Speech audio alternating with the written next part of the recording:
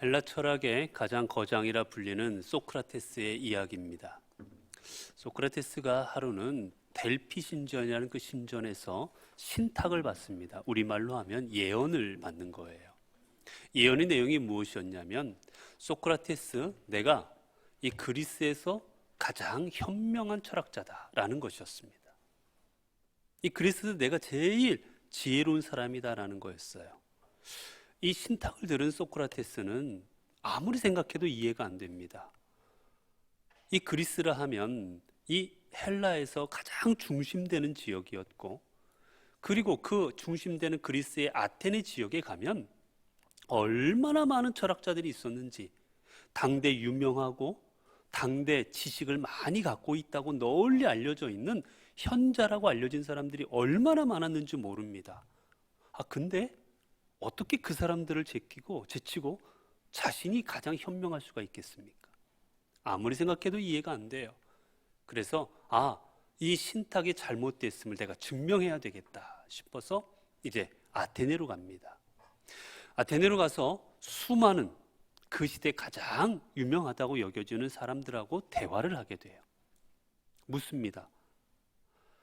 지혜가 뭐라고 생각하십니까? 정의가 뭐라고 생각하십니까? 선이 무엇이라고 생각하십니까? 인간이 무엇이라고 생각하십니까? 여러 가지 질문을 해요. 그러자 그 질문을 들은 그 철학자들이 다 대답을 합니다. 각자 대답을 하는데 참 그럴듯한 대답들을 참 잘해요.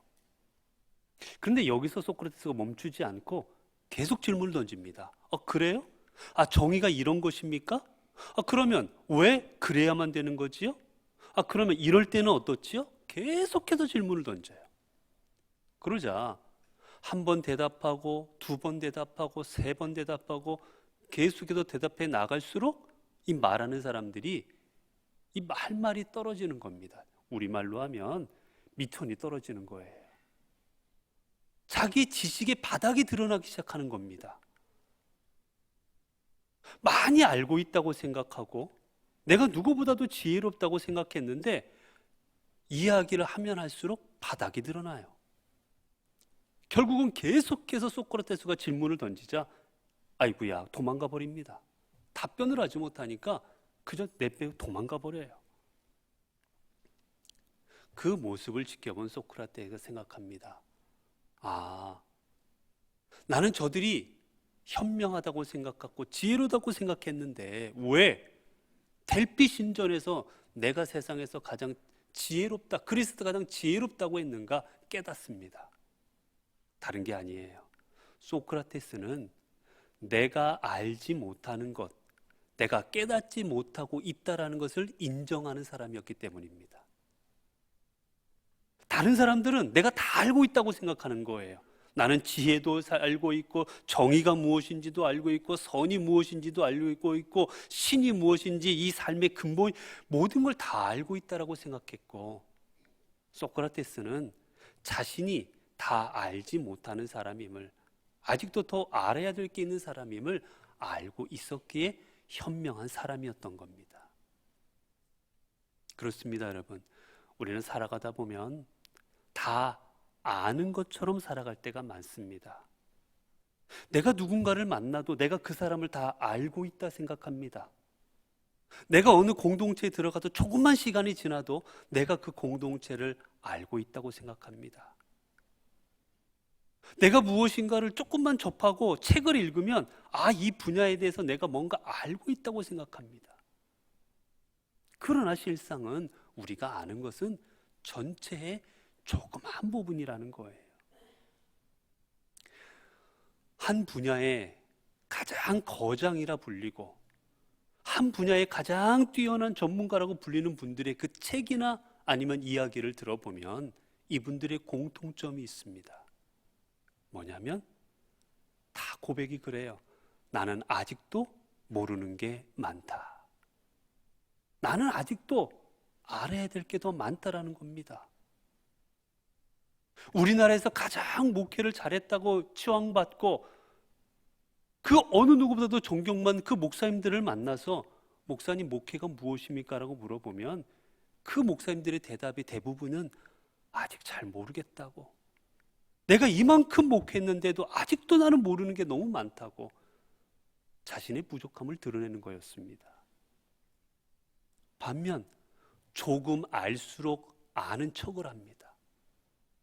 조금 알수록 다 아는 것 같이 말을 하고, 조금 알수록 내가 누구보다도 많이 아는 것처럼 이야기를 합니다. 계속 이야기를 하다 보면 결국은 바닥이 날 것임에도 불구하고는 그저 내가 아는 것을 사람들 앞에 다 아는 것처럼 그렇게 이야기를 하지요.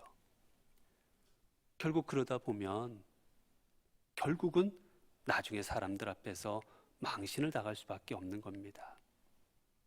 여러분, 우리가 살아가는 삶이 그렇지 않습니까? 오늘 우리는 너무나도 부족하고 연약하고 우리들은 아직도 알아야 될 게 더 많은 존재들이지만 결국 우리 안에 벌어지는 수많은 문제들은 보면 내가 부족한 존재인지, 내가 아직도 더 깨달아야 되는 존재인지를 모르고 살아갈 때 문제들이 생깁니다. 내가 무능한지를 깨닫지 못하고, 내가 독재하는 사람인지를 깨닫지 못하고 지도자가 될 때 그 지도자로 말미암아 수많은 사람들이 고통받는 겁니다. 내가 지금 술을 먹고 내가 지금 몸이 안 좋아서 운전을 제대로 할 수 없는 몸임에도 불구하고 나는 운전을 할 수 있다고 생각하고 자기 자신을 제대로 깨닫지 못할 때, 자기 능력을 깨닫지 못할 때 운전대를 붙잡고 나가 결국은 사고를 내는 거예요.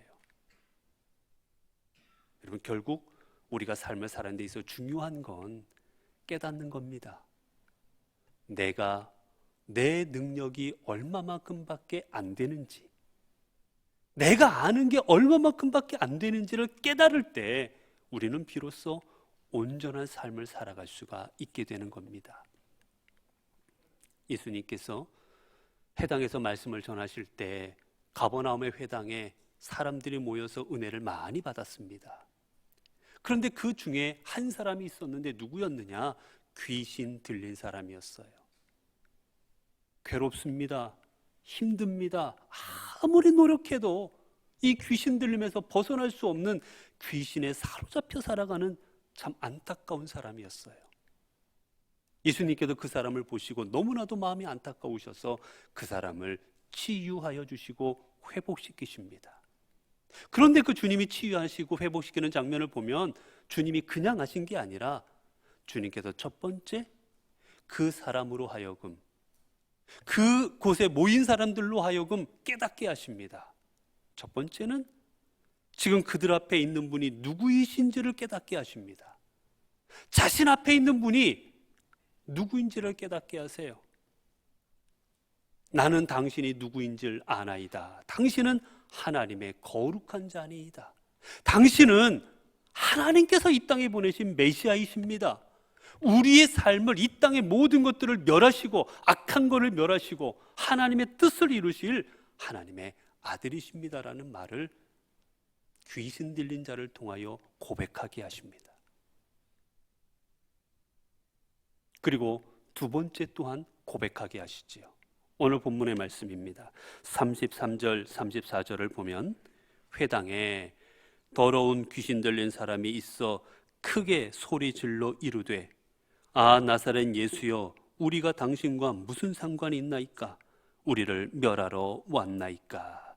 나는 당신이 누구인 줄 아노니 하나님의 거룩한 자니이다. 하나님의 거룩한 자이심을 예수님께서 하나님의 거룩한 자임을 고백해 하신 후에 또한 이 귀신 들린 자를 통하여 무엇을 고백하게 하십니까? 당신은 우리를 멸하러 왔나이까?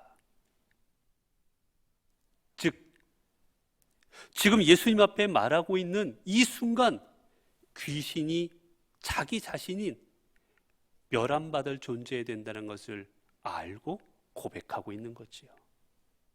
여러분, 멸하러 왔나이까라는 건 몰라서 묻는 물음이 아니에요. 이 말은 나는 멸망받아야 될 존재인데 당신은 나 같은 존재를 멸하러 이 땅에 오셨는데 지금 이 순간 멸하러 하시는 겁니까? 제발 좀 살려달라고 애원하는 거예요. 이 귀신의 고백을 통해서 주님은 이 사람이 지금 이러한 귀신에 들려 있음을, 이러한 귀신에게 사로잡혀 있음을 또한 드러내게 하십니다. 여러분, 내가 귀신 들렸다라는 것, 여러분 드러내는 게 쉬운 일이겠습니까? 내가 제정신이 아닌 것, 수많은 사람들 앞에서 고백하는 것, 여러분에게 쉬운 일이겠습니까? 그러나 주님은 고백하게 하십니다. 그리고 그 고백을 통하여 주님은 치유하십니다. 왜 주님은 이러한 고백을 하게 하셨을까? 여러분, 내가 얼마나 부족한 존재인지, 내가 어떠한 존재인지를 깨닫고 고백하게 될 때 그곳에 하나님께서 은혜를 주시는데, 왜냐? 내가 얼마나 부족한 존재인지를 깨닫는 사람만이 하나님을 의지하기 때문입니다.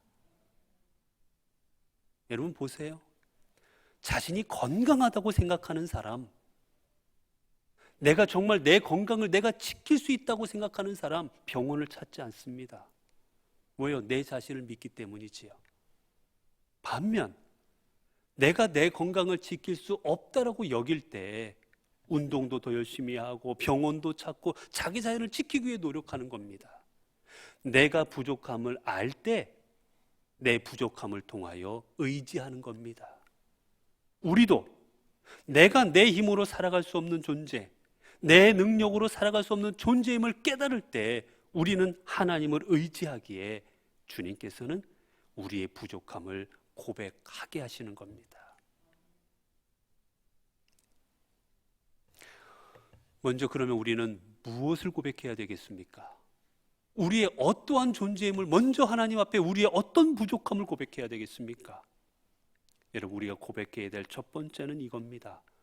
우리는 하나님 앞에 죄인됨을 먼저 고백해야 됩니다.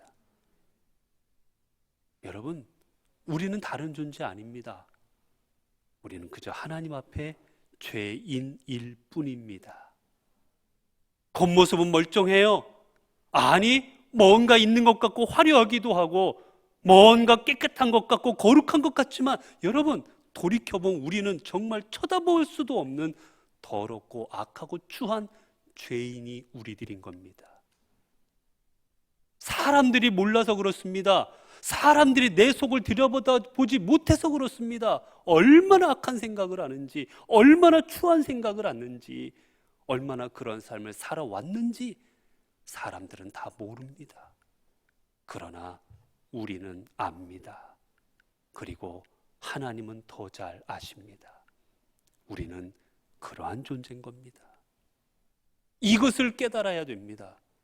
내가 더럽고 악하고 추한 죄인임을 깨달을 때 이 죄의 문제를 나의 힘으로 해결할 수 없음을 알게 되고, 그리고는 이 죄의 문제를 위하여 하나님 앞에 이 문제를 해결하신 주님 앞에 나아가게 될 것이기 때문이에요. 우리가 이 죄인임을 고백할 때 그곳에 놀라운 하나님의 은혜가 임합니다. 누가복음 5장에 보면 베드로가 주님의 부르심을 받는 장면이 나옵니다. 예수님께서 베드로가 고기 잡고 있는 곳에 오셨어요. 베드로가 밤새 고기를 잡으려고 애를 썼습니다. 이것저것 그물을 안 던진 곳이 없이 온 곳에 그물을 던지고 밤이 새도록 밤새 노력했는데 웬일인지 그날따라 아무 고기 한 마리도 잡을 수가 없었던 겁니다. 아, 오늘은 안 되는 날이구나 포기하고 이제 다음을 위하여 그물을 씻고 있었습니다. 근데 주님이 그 자리에 오셨어요. 그리고 베드로에게, 베드로야, 내 배 좀 빌리자 얘기하시고는 베드로의 배에 올라타시고 자신을 따라온 무리들에게 말씀을 전하십니다. 이제 이 말씀을 다 전하신 주님께서는 이제 베드로를 보고 말씀하세요. 베드로야, 그물 씻는 거 그만하고 이제 배에 올라서 저 깊은 데로 가서 그물 한번 또 던져라. 사실 말이 안 되는 상황이지요. 밤새 못 잡았는데 날이 새는데 잡힙니까? 그리고 잡으라 하실 거면 그물 씻기 전에 말씀하시지. 이미 다 그물 씻어가지고 개서 준비해놓고 다음날 준비해놓고 있는데 이제 와서 그물을 씻으라 하시는 거예요. 그래도 말씀에 순종하고 그물을 가서 던집니다. 그때 놀라운 일이 벌어집니다. 성경에 보면 그물이 찢어질 정도로 많은 물고기를 잡습니다. 이때 베드로가 깨닫지요. 나에게 말씀하신 분, 이 분이 우리에게 보내신 하나님의 아들이요 메시아이시구나. 이분은 사람이 아니고 하나님의 사람이시구나, 하나님의 인자시구나 하는 것을 깨닫습니다. 그때 베드로가 어떻게 말합니까? 누가복음 5장 8절을 보면 베드로가 이렇게 말하지요. 시몬 베드로가 이를 보고 예수의 무릎 아래 엎드려 이르되 주여 나를 떠나소서 나는 죄인이로소이다 하니. 베드로가 말합니다. 주님, 내 삶의 주인 되신 당신이시여 내 곁을 떠나십시오. 이 말은 예수님 저리 가세요. 왜 그러십니까? 이런 하나님, 주님을 거부하는 게 아니라 주님, 저는 죄인인지라, 너무나도 악하고 추하고 더러운 죄인인지라 주님 같은 분을 감히 내 곁에 영접할 수 없는 그러한 존재입니다. 감히 주님 앞에 제가 설 수 없는 존재입니다. 자신의 죄인임을 고백하고 있는 장면이에요. 자신의 죄인임을 고백할 때 주님은 어떻게 하십니까? 그 베드로를 주님의 제자로 삼으시고 그리고 사람 낚는 어부가 되게 하셨습니다. 마찬가지입니다. 초대교회 사도 베드로처럼 크게 하나님의 나라를 위하여 쓰임받았던 사람이 바로 사도 바울이었습니다. 어느 사도보다도 수많은 일들을 감당했어요. 그 사도 바울이 말년에 고백한 고백이 무엇인지 아십니까? 로마서 7장 14절을 보면 우리가 율법은 신령한 줄 알거니와 나는 육신에 속하여 죄 아래 팔렸도다. 그리고 19절입니다. 내가 원하는 바 선은 행하지 아니하고 도리어 원하지 않은 바 악을 행하는도다. 여러분, 사도 바울, 지금 이 사도 바울은요 예수 그리스도를 알기 전에 사도 바울이 아닙니다. 주님 몰라서 내 마음대로 그저 자신 뜻대로 살아가던 그때가 아니에요. 예수님을 알고 이미 사도로 놀랍게 쓰임받은 인생의 말년입니다. 그 인생의 말년에 사도 바울의 고백이 나는 죄 아래 팔린 사람입니다. 나는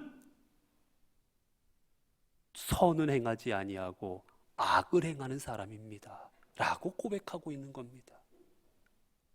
여러분, 이게 무엇입니까? 나는 부족한 죄인일 뿐입니다. 여러분, 여러분이 보시기에 내가 거룩한 것 같지요?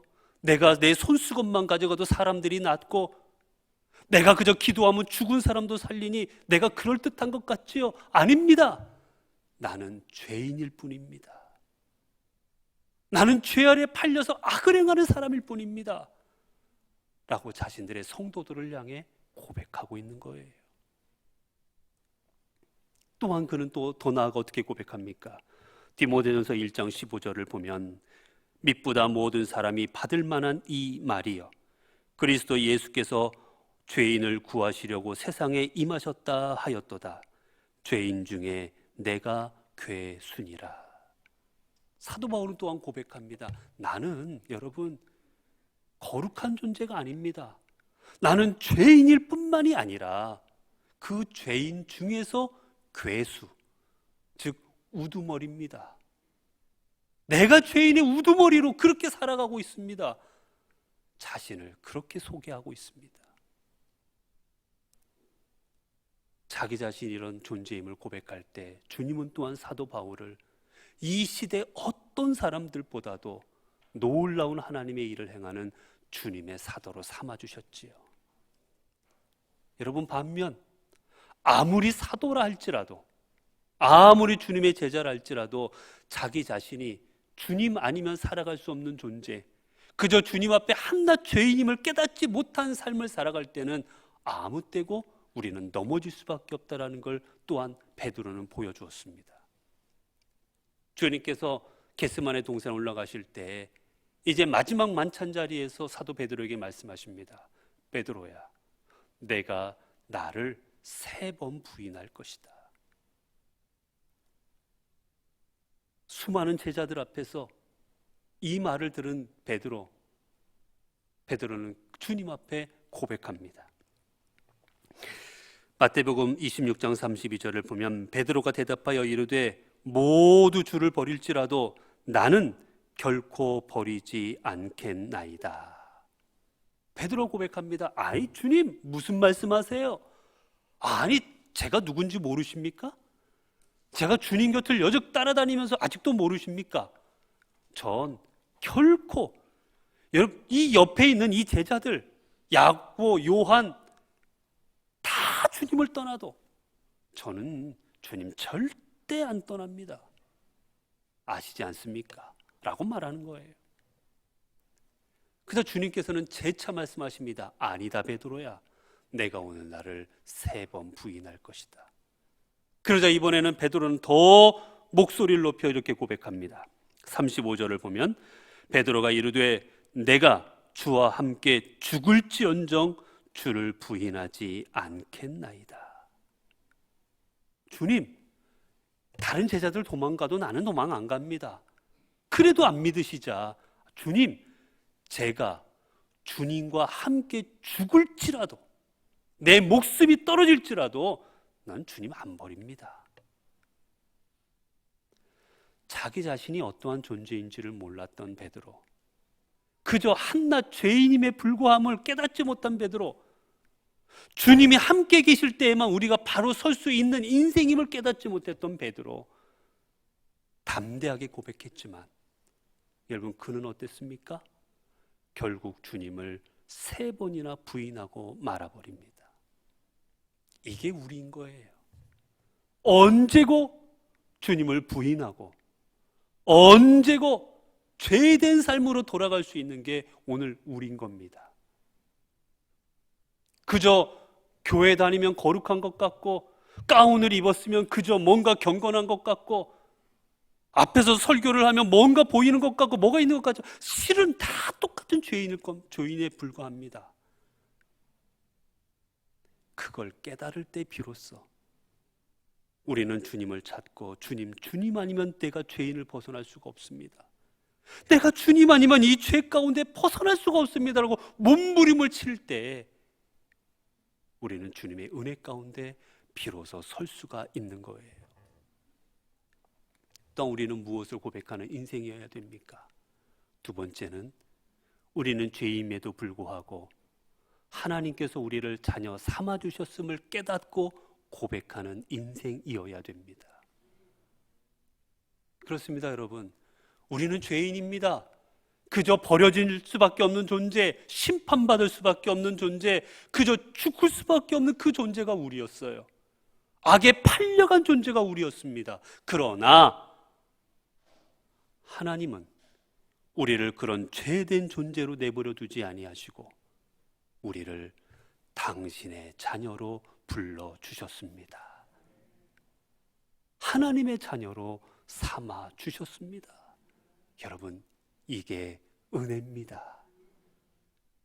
이것보다 더 놀라운 은혜가 어디 있습니까? 그리고 여러분 혹시 기적을 구하십니까?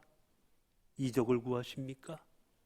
여러분, 죄인된 우리가 구원받은 것보다 더 큰 기적이 어디 있습니까? 여러분, 영원히 심판받아 죽을 수밖에 없는 우리가 구원을 얻은 것보다 더 큰 기적이 어디 있습니까?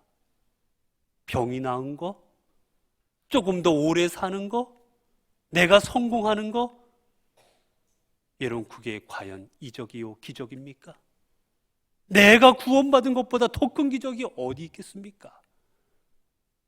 하나님은 그 큰 기적을 우리에게 주신 겁니다. 그러면 왜 그 이적을 주셨습니까? 왜 주님께서는 그 놀라운 은혜를 우리에게 주셨습니까? 이유는 하나입니다. 바로 우리를 사랑하시기 때문입니다.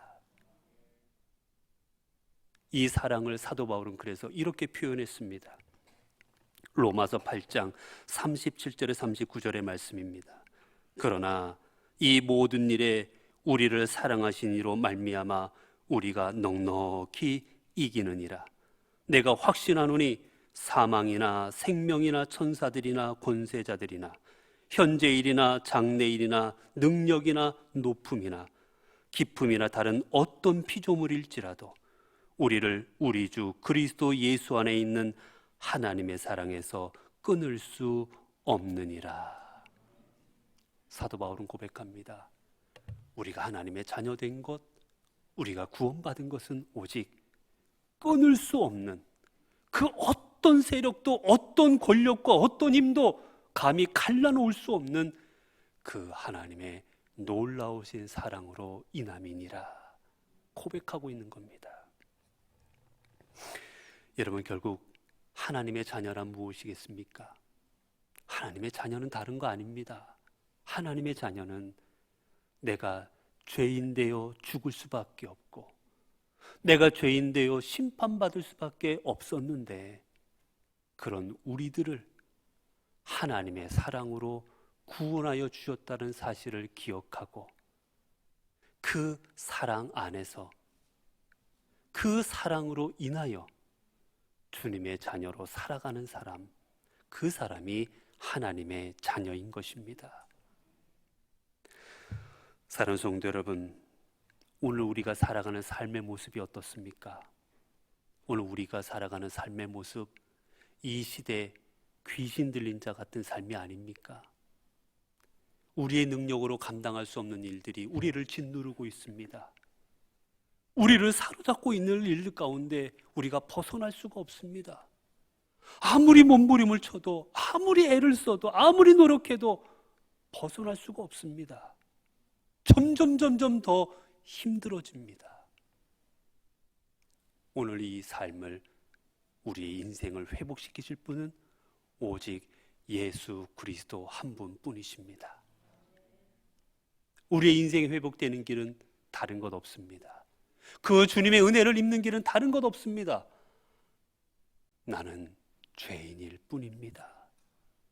주님, 겉모습은 멀쩡해 보여도, 내가 믿음 생활 잘하는 것 같아도, 내가 그저 뭔가 사람들 앞에 믿음 생활 남들보다 더 믿음 좋은 것 같이 보여도 저는 추악한 죄인일 뿐입니다.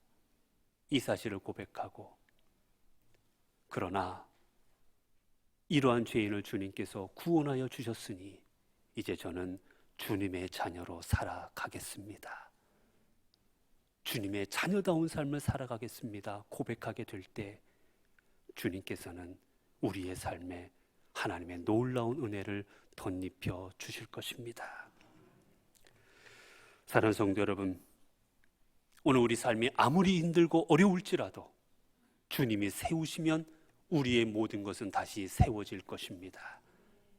주님이 세워주실 줄로 믿고, 주님께서 우리의 인생을 회복시켜 주실 줄로 믿고, 오늘 또 예수 그리스도께서 우리의 인생의 하나님이심을, 그리고 그 하나님으로 인하여 우리는 살아갈 수밖에 없는 존재임을 고백하며 나아가십시오.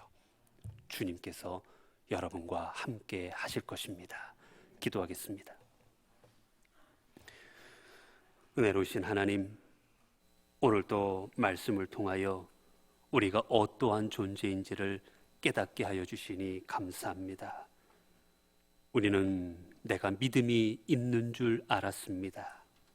내가 하나님을 아는 줄 알았습니다. 내가 그래도 괜찮은 성도인 줄 알았습니다. 그러나 주님 말씀에 비추어 보니, 주님 앞에 서고 보니 저는 귀신 들린 사람이었습니다. 죄에 팔린 사람이었고 선을 행하기보다 악을 행하는 사람이었습니다. 이제 이 사실을 깨닫고 주님 앞에 바로 서기를 원합니다. 이제 이러한 존재임을 깨닫고 주님을 의지하고 주님 앞에 나아갑니다. 주님, 저희들의 삶, 우리의 인생 회복시켜 주옵소서. 우리 주 예수 그리스도의 이름으로 기도드리옵나이다. 아멘.